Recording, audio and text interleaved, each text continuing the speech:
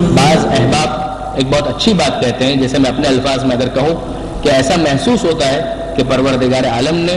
ماہ رجب کو warm up matches کے طور پر رکھا ہوا ہے، ماہ رجب اور ماہ شعبان کو نیٹ پریکٹس کے لیے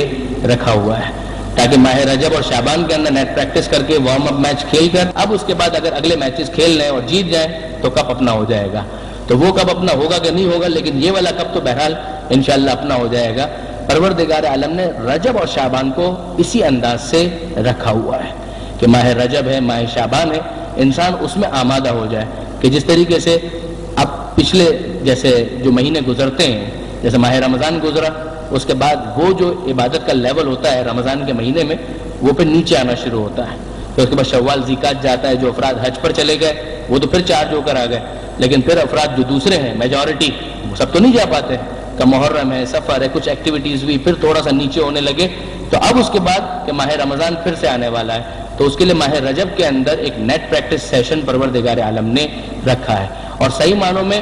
کوالیفائنگ یعنی کیپیسٹی جس کے پاس ہوتی ہے وہ اپنے آپ کو پروف اسی کے اندر کرتا ہے، یعنی ماہ رجب اور ماہ شعبان میں اسے پروف کرنا پڑے گا کہ وہ کتنا سیریس ہے ماہ رمضان کا میچ کھیلنے کے لیے، کہ ماہ رمضان کے بارے میں وہ کتنا حساس ہے، وہ کتنا سنجیدہ ہے، وہ اسے ثابت کرنا پڑے گا ماہ رجب اور پھر باقی ماہ شعبان میں، تاکہ وہ ذہنی طور پر آمادہ ہو جائے اور پھر اس کے بعد اگلے مراحل اس کے لیے بہت آسان ہو جائیں۔ درود بھیجے محمد و آل محمد پر۔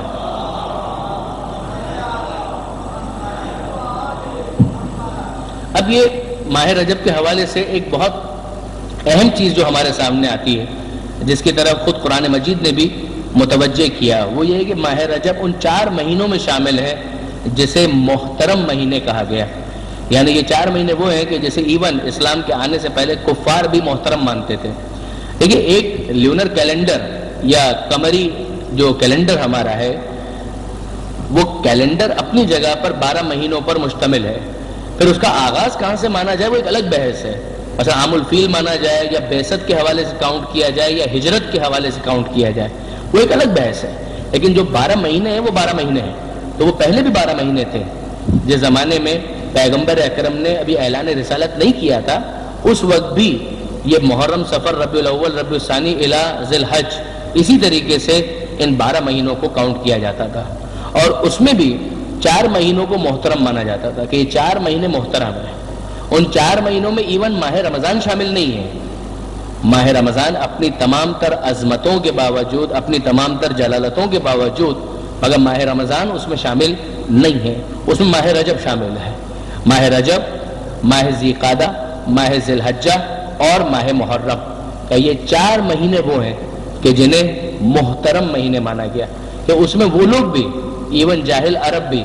جنگ و جدال سے پرہیز کرتے تھے، وہ کہتے تھے کہ نہیں، جنگ و جدال ان 4 مہینوں کے اندر ہمیں نہیں کرنا، اس کے اندر ہم تلوار نہیں اٹھائیں گے، اور اس احترام کو ایون مسلمانوں نے اسلام کے آنے کے بعد خدا کے حکم سے باقی رکھا تھا، البتہ احمقانہ نہیں، یعنی واقعاً عاقلانہ، کہ اگر کوئی تم پر حملہ کرے تو تم اپنا دفاع کر سکتے ہو، لیکن اگر تم خود اپنے طور پر جہاد ابتدائی اگر اس کا جواز بھی ہو تو بھی ان 4 مہینوں کے اندر تلوار نہیں کھینچی جائے گی، ان 4 مہینوں میں جنگ نہیں کی جائے گی۔ البتہ اگر آپ کو یاد ہو جو کچھ سالوں پہلے حزب اللہ کی جنگ ہوئی تھی، وہ بھی رجب کے مہینے میں ہوئی تھی، وہ بھی رجب کے مہینوں میں ہوئی تھی، تو اس موقع پر بھی ہم نے یہ گزارش کی تھی ایک ٹی وی چینل کے اوپر ہی کہ اگر یہ ذہن کے اندر آ جائے کہ رجب کا مہینہ جو ہے وہ تو محترم مہینہ ہے، تو اس میں جنگ کیسے ہو رہی ہے؟ کہ جنگ مسلط کی گئی ہے، جنگ خود سے نہیں کی جا رہی ہے، جنگ مسلط کی گئی ہے، حملہ غاصب کی طرف سے، حملہ جارے کی طرف سے، حملہ سامراج کی طرف سے ہوا ہے، تو دفاع نہ کرنے کا حکم نہیں دیا گیا ہے، دفاع عاقلانہ ہے، دفاع لاجیکل ہے کہ دفاع تو بہرحال کیا جائے گا، لیکن اگر خود سے حملہ کرنے کا واقعاً جینون ریزن بھی موجود ہو تب بھی تلوار کو روکا جائے گا، جنگ کا اعلان نہیں کیا جائے گا، جہاد کا اعلان اور قتال کا اعلان نہیں کیا جائے گا۔ یہ وہ حکم اسلامی ہے کہ جسے اسلام نے ان جاہل عربوں کی کچھ اچھی چیزوں کو اسلام نے مینٹین کیا۔ کیا ٹھیک ہے؟ جو اچھی چیز ہے تو ٹھیک ہے، ہمیں انسان سے کوئی اناد نہیں ہے، اگر کوئی اچھی چیز ہے تو اس کو باقی رکھا جا سکتا ہے، لہٰذا اس کو اسلام نے مینٹین کیا۔ یہ 4 مہینوں میں، رجب میں بھی، ذی قعدہ میں بھی، ذی الحجہ کے اندر اور محرم میں، جیسے کہ میں نے گزارش کی کہ کہ ایون ماہ رمضان بھی اس کے اندر شامل نہیں ہوتا۔ پھر اس کے بعد بات آتی ہے نسبت کی، یعنی یہ عجیب ہے کہ ماہ رجب، ماہ شعبان اور ماہ رمضان، اس میں آپ نے ماہ رمضان کے لیے یقیناً سنا ہوگا کہ شہر اللہ، عربی کے اندر شہر کہتے ہیں مہینے کو، کہ شہر اللہ یعنی یہ اللہ کا مہینہ ہے۔ شعبان کا مہینہ کہا کہ یہ پیغمبر اکرم کا مہینہ ہے، اور رجب کا مہینہ کہا کہ یہ اہل بیت کا مہینہ ہے۔ تو اہل بیت کا مہینہ رجب کا، شعبان کا رسول خدا کا مہینہ، اور پھر ماہ رمضان یہ اللہ کا مہینہ۔ یعنی یہ سیکوینس بھی کتنا لاجیکل لگتا ہے کہ رجب کے بعد شعبان آتا ہے، رجب کو کراس کیے بغیر شعبان نہیں آئے گا، اور شعبان کو کراس کیے بغیر رمضان نہیں آئے گا۔ تو جس طریقے سے رجب کو کراس کیے بغیر شعبان تک نہیں جا سکتے، اور شعبان کو کراس کیے بغیر ماہ رمضان تک نہیں جا سکتے، تو اسی طریقے سے اہل بیت تک پہنچے بغیر پیغمبر اکرم تک نہیں پہنچ سکتے، اور پیغمبر اکرم تک پہنچے بغیر خدا تک نہیں پہنچ سکتے۔ یہ وہ ایک بنیادی کانسیپٹ کہ پروردگار عالم کا وہ اپنی جگہ پر، لیکن وہ معرفت کی کچھ گہرائی، حق کے معرفت تو ادا ہونا ناممکن ہے، لیکن وہ جو بنیادی جو انسان کے ذہن میں کانسیپٹ ہے، اس کانسیپٹ کو جو ڈیولپ کرنے والی بات ہے وہ کہاں سے ہوگی؟ کہ وہ اہل بیت کے ذریعے سے، اہل بیت سے پیغمبر اکرم، پیغمبر اکرم سے پھر خدا، کہ یہ ایک سیکوینس اور یہ آرڈر بنے گا۔ اچھا، یہاں پر ایک اور روایت بھی ہے، یہ تو ایک روایت ہے جس کے مطابق کہ ماہ رجب کے اہل بیت کا مہینہ، کہ ماہ شعبان کا وہ پیغمبر اکرم کا مہینہ، اور ماہ رمضان کا کہ یہ خدا کا مہینہ۔ ایک اور روایت ہے جس کے مطابق کہ رجب خدا کا مہینہ، رجب خدا کا مہینہ، شعبان کا وہ پیغمبر کا مہینہ، وہ اسی طریقے سے، اور پھر اس کے بعد ماہ رمضان کا یہ امت کا مہینہ ہے، یہ امت کا مہینہ ہے۔ ماہ رجب کا اللہ کا مہینہ، شعبان کا اللہ کے رسول کا مہینہ، اور پھر ماہ رمضان امت کا مہینہ۔ آپ یوں شروع کریں یا یوں شروع کریں، کوئی خاص فرق پڑے گا نہیں۔ تو ماہ رمضان اللہ کا مہینہ اور امت کا مہینہ، شعبان پیغمبر اکرم کا مہینہ، اور ماہ رجب کا اہل بیت کا بھی مہینہ ہے اور پروردگار عالم کا بھی مہینہ ہے۔ یعنی نسبت دونوں کی طرف ہے، دونوں طرف یہ نسبت دی گئی، آل محمد کا مہینہ اور اسی طریقے سے پروردگار عالم کا مہینہ، کہ گویا اتحاد ہے۔ ایسا نہیں ہے کہ یہ راستہ کسی اور طرف لے جائے گا، یہ راستہ خدا ہی کی طرف لے کر جائے گا۔ یعنی ان دونوں نسبتوں کو اگر ہم جمع کریں کہ اہل بیت کی طرف بھی نسبت دی گئی اور خدا کی طرف بھی نسبت دی گئی، مگر یہ نسبتیں خود بتاتی ہیں کہ یہ مہینہ کتنا امپورٹنٹ ہے، کہ اسے ایک طرف اہل بیت سے منسوب کیا جا رہا ہے اور دوسری طرف خود خدا سے اس مہینے کو منسوب کیا جا رہا ہے۔ اس کے بعد اگر ہم فقط مناسبتیں گننا شروع کریں کہ اس مہینے میں مناسبتیں کتنی ہیں، شاید کسی اور مہینے کے اندر شاید اتنی مناسبتیں آپ کو نظر نہیں آئیں گی کہ جتنی اس ایک مہینے کے اندر آپ کو مناسبتیں نظر آئیں گی، اور مختلف ڈائمنشنز ہیں۔ کچھ ولادت کی تاریخیں ہیں، کچھ شہادت کی تاریخیں ہیں، کچھ دشمنوں کی ہلاکت کی تاریخیں ہیں، کچھ فتوحات کی تاریخیں ہیں، کچھ جنگیں ہیں کہ جو فتح ہوئی ہیں اسی مہینے کے اندر۔ آپ اگر سٹارٹ سے ہی دیکھیں کہ مثلا یکم رجب ہے تو یکم رجب 5ویں امام کی ولادت، اور یکم رجب کے فوراً بعد 3 رجب کا یہ امام علی النقی علیہ السلام کی شہادت کی تاریخ، اس کے بعد پھر 5 رجب یہ ایک مرتبہ پھر امام علی النقی علیہ السلام کی ولادت کی تاریخ بنتی ہے، پھر 10 رجب کا یہ امام محمد تقی جواد علیہ السلام کی ولادت، پھر 13 رجب مولا کائنات امیر المومنین امام المتقین علی ابن ابی طالب علیہ السلام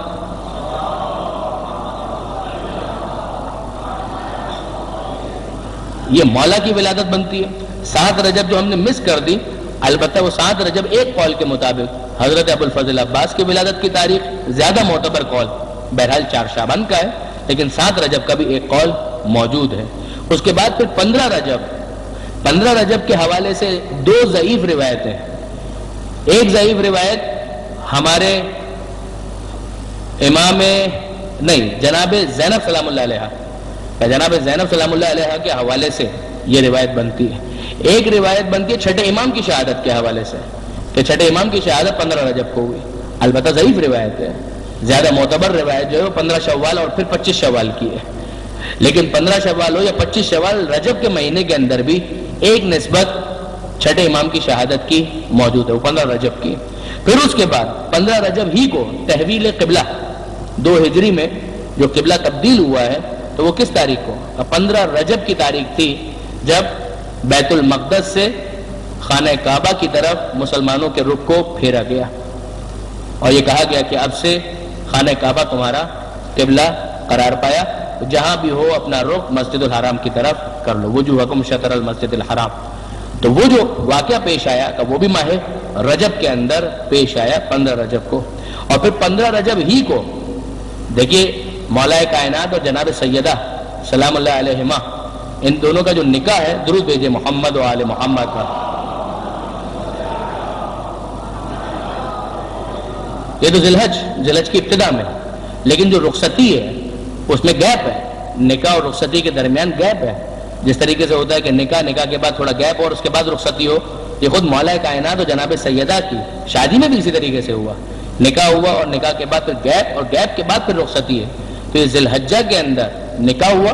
اور پھر 15 رجب کو رخصتی ہوئی جناب سیدہ کی پیغمبر اکرم کے گھر سے مولا کائنات کے گھر کی طرف۔ پھر اس کے بعد 21 اور 22 رجب یہ 2 تاریخیں وہ ہیں کہ جن میں بعد کے بہت سے بڑے بڑے نام، وہ خیبر کے میدان میں جو بھاگ کر آنے کا واقعہ ہے کہ فتح نہیں کر پائے اور ہزیمت اٹھانی پڑی، وہ 21 اور 22 رجب 7 ہجری، یہ بھی رجب ہی کے مہینے کے اندر ہوا۔ اور اس کے بعد 23 رجب کو پیغمبر اکرم نے یہ اعلان کیا لَأُوتِيَنَّ الرَّایَةَ غَدًا رَجُلًا كَرَّارًا غَیْرَ فَرَّارٍ، کہ کل میں علم اس کو دوں گا جو مرد ہوگا، رجل ہوگا، کرار ہوگا، فرار نہیں ہوگا، فرار اختیار کرنے والا نہیں ہوگا، یحب اللہ ورسولہ ویحبہ اللہ ورسولہ، وہ اللہ اور اس کے رسول سے محبت کرتا ہوگا، اللہ اور اس کے رسول اس سے محبت کرتے ہوں گے، اور اس وقت تک پلٹ کر نہیں آئے گا جب تک فتح مند نہ ہو جائے۔ تو یہ واقعہ پیش آیا 23 رجب کو، اور پیغمبر اکرم نے یہ اعلان کیا کہ کل میں علم اس کو دوں گا۔ 24 رجب کو پیغمبر اکرم نے علم مولا کائنات کو دیا، اور 24 رجب 7 ہجری کو خیبر کو فتح کیا گیا۔ تو یہ بھی واقعہ جو 7 ہجری کا ہے مگر مہینہ رجب ہی کا قرار پاتا ہے۔ 22 رجب کو مرگ امیر شام، جس کی مناسبت سے بہرحال اس مناسبت سے کسی بھی مناسبت سے بہرحال وہ جو کنڈوں وغیرہ کا سلسلہ بھی ہوتا ہے اور نیاز وغیرہ کا سلسلہ بھی ہوتا ہے، وہ بھی اپنی جگہ پر اگر اباحت کے ساتھ مباح کی نیت سے کیا جائے تو کوئی اشکال کوئی حرج اس کے اندر نہیں ہے۔ پھر 25 رجب 183 ہجری 7ویں امام موسی کاظم علیہ السلام کی شہادت کی تاریخ ہے۔ ہارون رشید کے زہر کے اثر سے ہمارے 7ویں امام کی شہادت ہوئی۔ پھر 26 رجب 10 بعثت کے 10ویں سال، ایک قول کے مطابق حضرت ابو طالب کی شہادت وفات، شیب ابی طالب میں جو 3 سال گزارے ہیں اور ویسے ہی بڑھاپا اور سن اتنا زیادہ ہو چکا، تو اسلام کے اس محسن عظیم کی تاریخ وفات بھی ایک قول کے مطابق، البتہ اس میں روایتوں کا اختلاف ہے، البتہ ایک قول کے مطابق 26 رجب کو حضرت ابو طالب کی وفات ہوئی۔ پھر 27 رجب کی شب اور 27 رجب کا دن، یہ دونوں بہت اہم ہیں کہ شب 27 رجب کہ یہ وہ شب ہے کہ جس میں سبحان الذی اسری بعبدہ لیلا من المسجد الحرام الی المسجد الاقصی الذی بارکنا حولہ لنریہ من آیاتنا، کہ بے عیب وہ ذات کہ جو اپنے بندے کو ایک ہی رات میں مسجد حرام سے مسجد اقصی تک لے گئے، لنریہ من آیاتنا، تاکہ اسے اپنی نشانیاں دکھا سکے۔ یہ معراج کا واقعہ ایک قول قوی کے مطابق کہ شب 27 رجب یہ واقعہ پیش آیا، اور پھر 27 رجب کا دن غار حرا میں پیغمبر اکرم پر وحی اول کا نزول کہ اقرأ بسم ربک الذی خلق خلق الانسان من علق اقرأ وربک الاکرم الذی علم بالقلم علم الانسان ما لم یعلم۔ تو یہ جو پہلی 5 آیتیں نازل ہوئی، بعثت کا آغاز ہوا، اعلان رسالت ہوا، یہ 27 رجب کے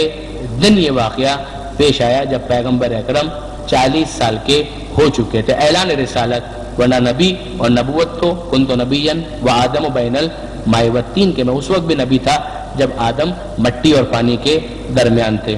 28 رجب اس اعتبار سے بہت اہم تاریخ ہے، یہ وہ تاریخ ہے جب آل محمد کا قافلہ مدینہ منورہ سے نکلا اور بالآخر کربلا پہنچ کر جام شہادت نوش کیا۔ مکہ معظمہ میں رکے، پھر مکہ معظمہ سے کوفہ کی طرف متوجہ ہوئے اور راستے میں کربلا پہنچے، اور کربلا میں وہ سانحہ عظیم پیش آیا۔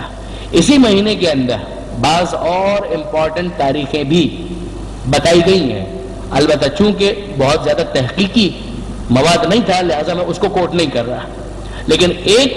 شخصیت کے بارے میں تو تقریباً یقین جیسا ہے کہ وہ اسی مہینے میں پیدا ہوئے، البتہ ان کی بھی تاریخ نہیں معلوم لیکن مہینہ رجب کا تھا، اور وہ جناب علی اصغر علیہ السلام جو کربلا کے ننھے شہید کا، ان کی ولادت بھی ماہ رجب ہی کے اندر ہوئی 60 ہجری میں، اس لیے کہ جب کربلا پہنچے تو 6 مہینے کے تھے، ماہ رجب میں جب یہ قافلہ چل رہا تھا تو اس وقت چند دنوں کے تھے۔ تو اس اعتبار سے اگر آپ دیکھیں تو اندازہ ہوتا ہے کہ کتنا زیادہ مناسبتوں کا اہتمام ہے اس ایک مہینے کے اندر، ماہ رجب کے اندر، یعنی بہت زیادہ مناسبتیں اس مہینے کے اندر، ولادتیں آپ کو اس میں ملیں گی بے شمار معصومین کی، شہادتیں بھی 2-3 آپ کو ملیں گی اس مہینے کے اندر، اسی طریقے سے تحویل قبلہ اور دوسرے واقعات اور خیبر کی فتح وغیرہ یہ سب بھی اس مہینے کے اندر ہوا۔ اس اعتبار سے واقعاً بڑی مرکزی اہمیت کا مہینہ بن جاتا ہے ماہ رجب۔ اب اس کے بعد ہم تھوڑا سا مفاتیح الجنان کی طرف بڑھیں اور دیکھیں کہ شیخ عباس قمی جو روایت نقل کرتے ہیں اس کے اندر معصومین نے اس مہینے کے حوالے سے کیا کچھ بیان کیا ہے۔ درود بھیجیے محمد و آل محمد پر۔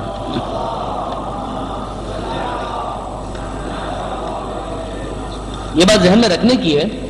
کہ معصومین نے جو کچھ بیان کیا ہے مختلف مہینوں کے حوالے سے وہ اتنا زیادہ ہے کہ اسے کسی ایک کتاب کے اندر جمع نہیں کیا جا سکتا، یعنی بہت ساری کتابیں اس حوالے سے اویلیبل ہیں کہ خود ماہ رجب کے بارے میں، ماہ شعبان کے بارے میں، رمضان کے مہینے کے بارے میں، دعاؤں کے بارے میں اتنا لٹریچر ہے کہ مفاتیح الجنان بہت مشہور کتاب ہے، لیکن ایسا نہیں کہ صرف یہی ایک کتاب ہے کہ جس کے اندر ان اعمال وغیرہ کو جمع کیا گیا ہے، بلکہ دیگر کئی کتابیں ہیں۔ اگر میں غلطی نہیں کر رہا ہوں تو شیخ صدوق نے مستقل ایک کتاب لکھی ہے ان 3 مہینوں کے فضائل کے بارے میں، رجب، شعبان اور ماہ رمضان۔ اس کے علاوہ بھی اگر ہم مختلف دوسری کتابوں کو دیکھتے ہیں تو اس کے اندر زیارتوں کے بارے میں، دعاؤں کے بارے میں بہت مواد آل محمد سے ہم تک پہنچا ہے۔ خصوصیت کے ساتھ ماہ رجب کے بارے میں شیخ عباس قمی کے ارشاد فرماتے ہیں کہ رجب کے مہینے کے اعمال اور فضیلت میں یہ فصل ہے، یعنی یہ والا جو چیپٹر ہے ہمارا، یہ رجب اور شعبان کے مہینے کی فضیلت کے بارے میں ہے۔ فرماتے ہیں جاننا چاہیے کہ رجب اور شعبان اور رمضان کے مہینے کافی فضیلت والے ہیں اور ان کی فضیلت میں بہت روایات وارد ہوئی ہیں، بلکہ جناب رسول خدا صلی اللہ علیہ وآلہ وسلم سے روایت ہے، اب یہ وہی روایت جو میں آپ کی خدمت میں عرض کر چکا ہوں کہ رجب کا مہینہ اللہ کا بہت بڑا مہینہ ہے اور کوئی مہینہ بھی اس کے احترام اور فضیلت کو نہیں پہنچ سکتا۔ کافروں سے لڑائی اس مہینے میں حرام ہے، جس کی تشریح میں نے گزارش کی۔ رجب اللہ کا مہینہ، شعبان میرا مہینہ اور رمضان المبارک میری امت کا مہینہ ہے۔ جو شخص رجب کے ایک دن روزہ رکھے گا اللہ کی بہت بڑی خوشنودگی کا مستحق ہوگا۔ اب آپ دیکھیں گے کہ روزے کے حوالے سے کتنی تاکید، بار بار تاکید آئے گی، روزہ روزہ روزہ روزہ، کہ یہ ماہ رجب کا روزہ، ماہ رجب کا روزہ، اور اس کی وجہ ثواب، پروردگار عالم کا قبول کرنا، پروردگار عالم کا راضی ہونا، جنت میں یہ مل جائے گا وہ مل جائے گا، اتنے انسینٹیوز بیان کیے گئے، وجہ سمجھ میں آتی ہے کہ گویا ذہنی طور پر آمادہ کیا جا رہا ہے کہ ماہ رجب میں انسان روزے رکھے، ثواب بھی حاصل کرے اور اپنے آپ کو تیار کرے ماہ رمضان کے لیے، تاکہ ماہ رمضان میں اچانک روزوں کا سامنا نہ کرنا پڑے۔ ماہ رجب ہی کے اندر انسان اتنا تیار ہو چکا ہو کہ پھر اگر ماہ رمضان میں روزہ وہ رکھے تو اسے خستگی کا احساس اتنا زیادہ نہ ہو۔ ظاہر ہے کہ practice makes a man perfect, perfection کی طرف انسان جانے لگتا ہے۔ فرماتے ہیں رجب کے ایک دن جو بھی روزہ رکھے گا وہ اللہ کی بہت بڑی خوشنودگی کا مستحق ہوگا اور اللہ کا غضب اس سے دور ہوگا اور جہنم کے دروازوں میں سے ایک دروازہ اس پر بند کر دیا جائے گا۔ 7ویں امام کی روایت کہ جو شخص رجب میں سے ایک دن روزہ رکھ لے تو اس سے جہنم کی آگ 1 سال کے رستے کے اندازے کے برابر دور ہو جائے گی، اور جو شخص 3 دن روزہ رکھ لے ماہ رجب میں تو اس پر جنت واجب ہو جائے گی۔ پیغمبر اکرم فرماتے ہیں کہ جنت میں ایک نہر کا نام ہے رجب جنت میں ایک نہر کا نام ہے جو دودھ سے زیادہ سفید اور شہد سے زیادہ شیریں ہے. جو شخص اس کے ایک دن میں روزہ رکھے تو وہ ضرور اس نہر سے پانی پیے گا. یعنی ماہ رجب میں روزہ رکھو, نہر رجب سے استفادہ کرو. یہ ایک طرح سے مارکیٹنگ والا انداز ہے. آپ اگر ایمانداری کی بات دیکھیں کہ پروردگار عالم اگر وہ ایڈورٹائزمنٹ کیمپین جس طریقے سے چلتی ہے کہ کیا آپ چاہتے ہیں کہ جنت کی نہر رجب سے استفادہ کریں, اس سے آپ پانی پینا چاہتے ہیں؟ اگر آپ پینا چاہتے ہیں تو بسم اللہ, یہ ماہ رجب آ گیا, اس کا روزہ رکھیے, وہاں پر آپ کو پاس دے دیا جائے گا, دکھا کر آپ پانی پی سکتے ہیں. پاس بھی دکھانے کی ضرورت نہیں ہے, ملائکہ کے پاس تو سب چیزیں کمپیوٹرائز جب ہمارے پاس ہو سکتی ہیں تو وہاں پر سب چیزیں بالکل فیڈڈ موجود ہیں, کسی قسم کی الگ سے پاس کی ضرورت بھی نہیں ہے. البتہ یہ ہے اپنی جگہ پر, یہ تو بات یعنی تھوڑا سا عذرائے مزاح آ گئی, ورنہ بعض روایتوں کے اندر ہے کہ جب تک مولا کائنات کی طرف سے کسی کے پاس جواز موجود نہ ہو, جواز یعنی پاسپورٹ جس کو آج بھی عرب کہتے ہیں جواز السفر, یعنی سفر کا جواز یعنی پاسپورٹ کا, وہ نہ ہو تو اسے جنت میں داخلہ نہیں مل پائے گا. تو وہ ایک دوسرا ایک اینگل ہے جو ہمارے سامنے آتا ہے. فرماتے ہیں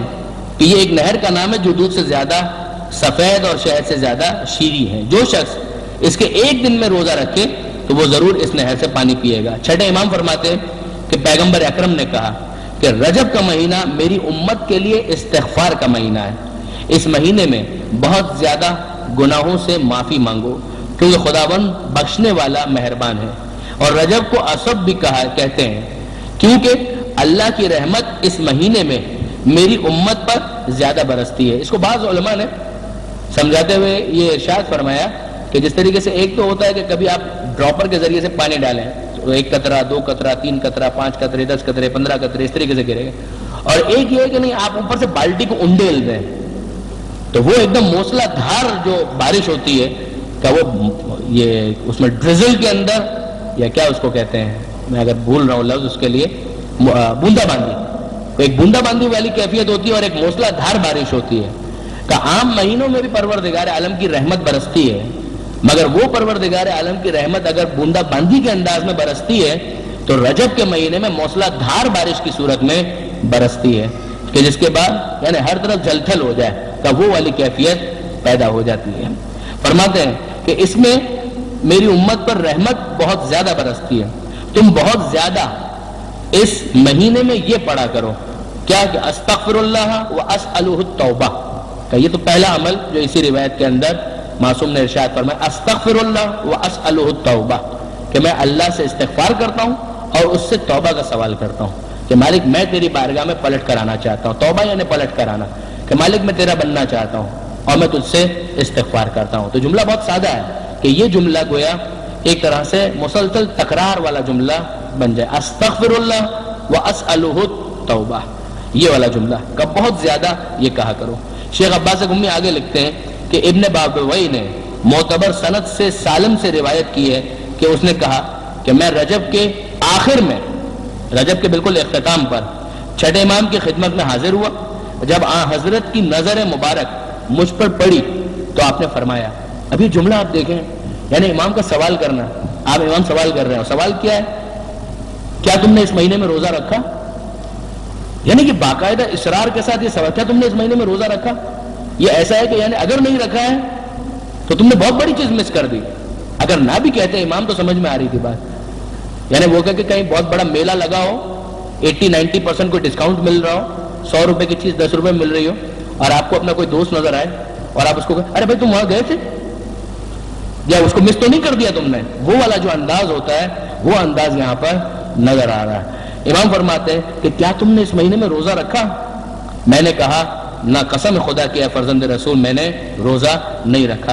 امام نے فرمایا کہ تجھ سے اتنا ثواب مس ہو گیا ہے, اتنا ثواب تو نے کھو دیا ہے کہ جس کا اندازہ سوائے ذات خدا کے اور کوئی نہیں جانتا, یعنی کوئی فرشتہ بھی اس کا حساب نہیں رکھ سکتا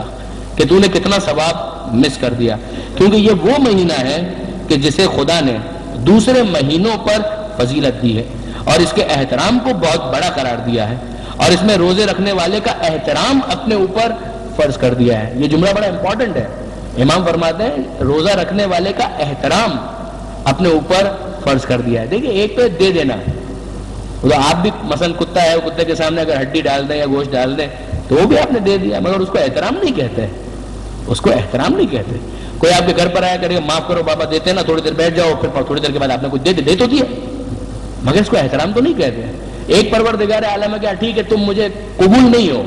مگر ٹھیک ہے تم کو دے دیتے ہیں، اور ایک ہے کہ نہیں پروردگار عالم کی طرف سے احترام انسان کو حاصل ہو جائے، یہ بہت بڑی بات ہے کہ خدا رسپیکٹ کرنے لگے، خدا کی طرف سے عزت مل جائے کسی انسان کو۔ امام فرماتے ہیں کہ اگر اس مہینے میں کوئی روزہ رکھتا ہے تو پروردگار عالم اس کا احترام اپنے اوپر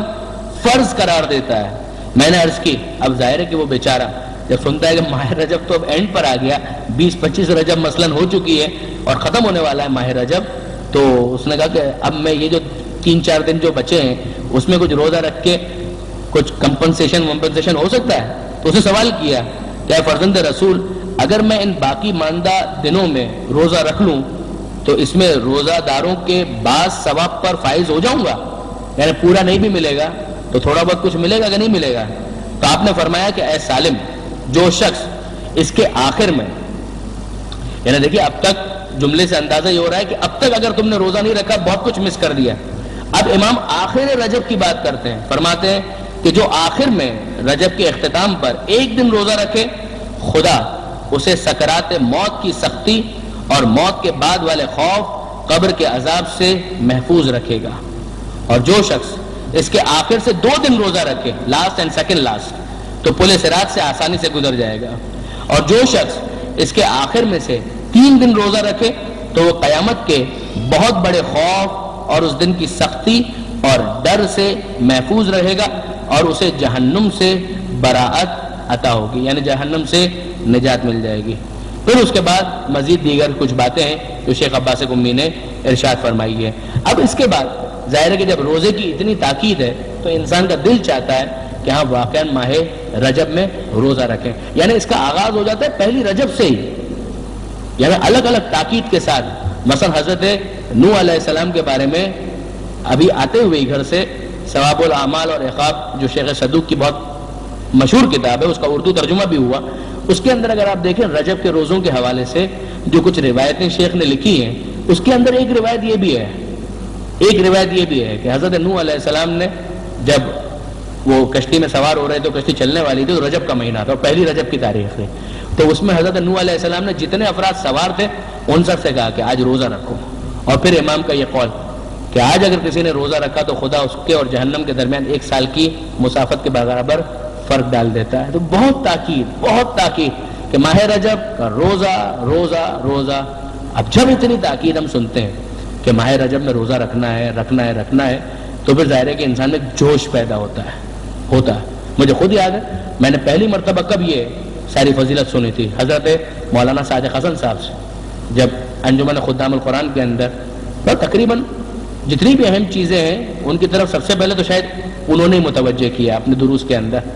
اور کون سا ایسا موضوع ہے کہ جس پر اس مرد بزرگ نے بیان نہیں کیا اور کچھ نہ کچھ ہدایت اور رہنمائی نہیں فرمائی ہے۔ واقعاً پروردگار عالم ان کو ہمیشہ سلامت رکھے، تو انہوں نے اس کو بیان کیا تھا اور ساری چیزیں۔ لیکن جب ہم مثلا توجہ کرتے ہیں کہ ہم ماہ رجب کے روزے، ماہ رجب کے روزوں کی فضیلت، یہ ساری چیزیں، تو اس کے بعد ایک دم دل چاہتا ہے کہ ہاں ٹھیک ہے یار ایسا کرتے ہیں کہ ماہ رجب کے 30 روزے رکھ لیتے ہیں، مگر اس وقت ہمارے سامنے ایک مسئلہ شرعی آ جاتا ہے، اور وہ مسئلہ شرعی کیا آتا ہے؟ وہ مسئلہ شرعی آتا ہے کہ اگر کسی کے اوپر قضا روزے ہیں تو وہ مستحب روزے نہیں رکھ سکتا۔ اگر آپ کے اوپر کوئی ادھار ہے تو آپ پہلے ادھار چکائیے، اس کے بعد پھر دوسرا کوئی معاملہ ہو سکے گا۔ یہ تو نہیں ہو سکتا نا کہ ادھار آپ کے اوپر ہے اور آپ خواہ مخواہ کی دوسری چیزوں کے اندر پڑ جائیں۔ نماز میں ایسا نہیں ہے، اگر نماز قضا بھی ہو تو مستحب نماز پڑھی جا سکتی ہے، لیکن روزوں میں ایسا معاملہ نہیں ہے۔ روزوں میں فقہا کا متفقہ فیصلہ ہے کہ اگر کسی کے اوپر قضا روزے ہیں تو اس کی ذمہ داری یہ ہے کہ پہلے وہ اپنے قضا روزوں کو پورا کرے، اس کے بعد پھر مستحب روزے رکھ سکتا ہے۔ یہ مسئلہ اس لیے اور بھی امپورٹنٹ بن جاتا ہے کہ شریعت کے حکم کے مطابق پچھلے رمضان میں جو ماہ رمضان گزر گیا اس میں اگر کسی کا کوئی روزہ قضا ہو گیا تھا تو اس کی ذمہ داری ہے کہ اگلے ماہ رمضان سے پہلے اپنے اس ادھار کو ختم کرے، اپنی اس لائبلٹی کو ختم کرے۔ اس ادھار کو چکائے. یعنی وہ روزہ اگر پچھلے ماہ رمضان میں 2 روزے 3 روزے 5 روزے 10 روزے خدا نہ کرے کسی بھی وجہ سے، جان بوجھ کے تو کون چھوڑتا ہے، میں توقع نہیں کرتا، سفر کی وجہ سے، بیماری کی وجہ سے، کسی بھی وجہ سے اگر روزے چھوٹ گئے تھے، خواتین کے مخصوص ایام کی وجہ سے اگر روزے نہیں رکھ سکے تو پھر ذمہ داری یہ ہے کہ پہلے ان روزوں کو رکھے اور اس کے بعد پھر مستحب روزوں کی نیت سے روزہ رکھا جائے. اب اس میں بعض علماء کا یہ قول واقعاً بڑا لطیف ہے. وہ فرماتے ہیں کہ بعید پروردگار عالم سے کہ اگر ماہ رجب کے اندر کوئی اپنے قضا روزے رکھے تو پروردگار عالم اس خاص ثواب سے اسے محروم کر دے. جب پروردگار عالم اس کا خزانہ، اس کی کوئی حد تو نہیں ہے، وہ تو دینا چاہتا ہے اپنے بندوں کو. تو اگر بندہ اس طرف اور تڑپ کے ساتھ کہ مالک قضا روزے ہیں میں کیا کروں لیکن اسی بہانے میں قضا روزے تو رکھ رہا ہوں، تو بعید ہے کہ پروردگار عالم اسے ماہ رجب کے مستحب روزوں کے ثواب سے محروم کرے. تو ایک پن دو کاج ہو جائے گا، ایک تیر سے 2 شکار کہ قضا روزے بھی ہو گئے اور ساتھ ساتھ مستحب روزوں کا ثواب بھی انسان کو حاصل ہو گیا. یہ بہترین موقع ہے کہ انسان ماہ رجب کے اندر یہ دونوں کام انجام دے لے کہ قضا روزے بھی ہو گئے اور مستحب کا ثواب بھی مل گیا. البتہ نیت قضا روزے کی ہی ہوگی. ایک مرتبہ قضا روزے مکمل ہو جائے پھر اس کے بعد مستحب روزے رکھے جا سکتے ہیں. البتہ امام خمینی اور آیت اللہ خامنئی کے نزدیک تو اگر کسی قسم کا بھی کوئی روزہ ذمے پر ہے، چاہے وہ نظر کا ہو چاہے کوئی اور ہو، اس کے ہوتے ہوئے بھی پھر مستحب روزہ نہیں رکھا جا سکتا. لیکن آخوئی اور آگے سیستانی فرماتے ہیں کہ نہیں، صرف قضا روزہ جو رمضان کا ہے اگر وہ ہے تو پھر اس کی موجودگی میں مستحب روزہ نہیں رکھا جا سکتا. دوسرے روزے اگر ہیں تو پھر مستحب روزہ رکھا جا سکتا ہے، اشکال نہیں ہے. تو یہ ایک بات ہو گئی اس مسئلہ شرعی کے حوالے سے، اور اس کے ساتھ ہی آج کی گفتگو ہم مکمل کرتے ہیں. کل انشاءاللہ مزید ماہ رجب اور ماہ رجب کے اعمال کے حوالے سے گفتگو ہوگی. یہ میرے خیال میں ایک بکلیٹ ٹائپ کا تقسیم کیا جا رہا ہے جس کے اندر ماہ رجب کے کچھ اعمال درج کیے گئے ہیں. زیادہ تر یہ مفاتیح الجنان ہی سے لیے گئے اور اچھی کوشش ہے، 6-7 صفحے کے اندر ہے. کئی مرتبہ ایسا ہوتا ہے کہ مفاتیح کو ہولڈ کرنا تھوڑا سا بھاری لگتا ہے، لیکن یہ اگر جیب میں بھی ہو تو اگر آپ آفس میں ہیں کہیں بھی ہے کوئی ٹائم ملتا ہے، بس میں جا رہے ہیں گاڑی میں جا رہے ہیں، نہیں گاڑی میں جا رہے ہیں اور ڈرائیو کر رہے ہیں تو مت پڑھیے گا، لیکن اگر کوئی اور ڈرائیو کر رہا ہے اور آپ کے لیے موقع ہو تو آپ اس کا مطالعہ کر سکتے ہیں. ویسے ہی بیٹھے ہوئے کسی کا انتظار کر رہے ہیں، جیب میں یہ پرچہ نکالا کہ ماہ رجب کے کچھ اعمال اس کے اندر لکھے ہوئے ہیں تو اسے اس کے اندر پڑھا جا سکتا ہے. جی آج نہیں دے رہے، یہ آج نہیں دے رہے، آپ کو کل دیں گے انشاءاللہ. صحیح. اور دوسرا اعلان یہ ہے کہ کل انشاءاللہ محفل شائع خراسان کے پروگرام کے بعد یہاں پر فوراً پروگرام شروع ہو جائے گا، تو یہ انشاءاللہ کل آپ کے درمیان تقسیم کیا جائے گا. اور انشاءاللہ کل دیگر اعمال کے علاوہ عمل داؤد کے حوالے سے بھی کچھ گزارشات پیش کرنے کی سعادت حاصل کریں گے کہ جس کے بارے میں بعض محدثین نے یہ جملہ لکھا ہے کہ یہ عمل اگر کوئی کرے آزما کر دیکھیں کہ انشاءاللہ اس کی دعا ضرور بضرور قبول ہوگی. یہ واقعاً جملہ محدثین کا لکھنا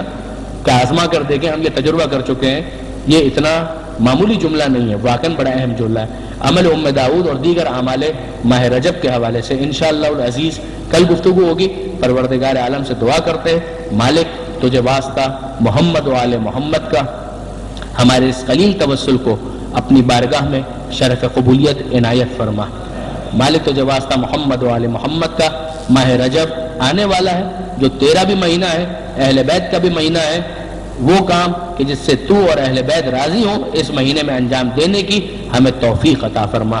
مالک تجھے واسطہ محمد و آل محمد کا، آل محمد کے ماننے والے چاہنے والے جہاں کہیں بھی آباد ہیں ان کی جان مال عزت و آبرو کی حفاظت فرما.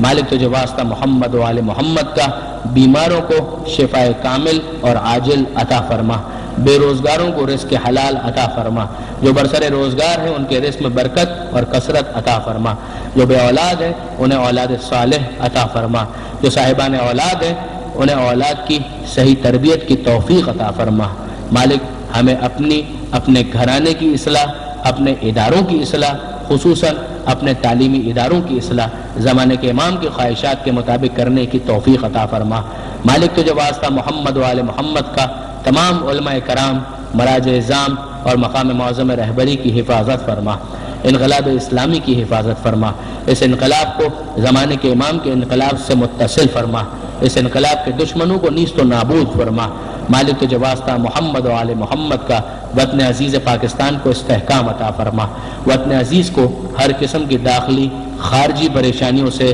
محفوظ فرما۔ مالک پاک فوج کو موجودہ جنگ میں فتح و نصرت اور غلبہ عطا فرما۔ وطن عزیز سے دہشت گردی اور دہشت گردوں کا خاتمہ فرما۔ مالک ہمارے شہداء کے قاتلوں کو نیست و نابود فرما۔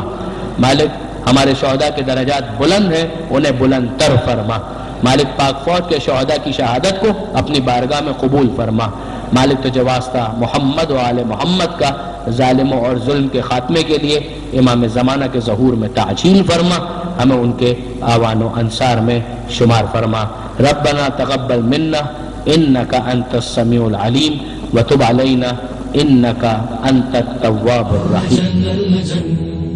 اللجن اللجن يا مولا اللجن اللجن اللجن اللجن اللجن اللجن اللجن اللجن يا صاحب السماء اللجن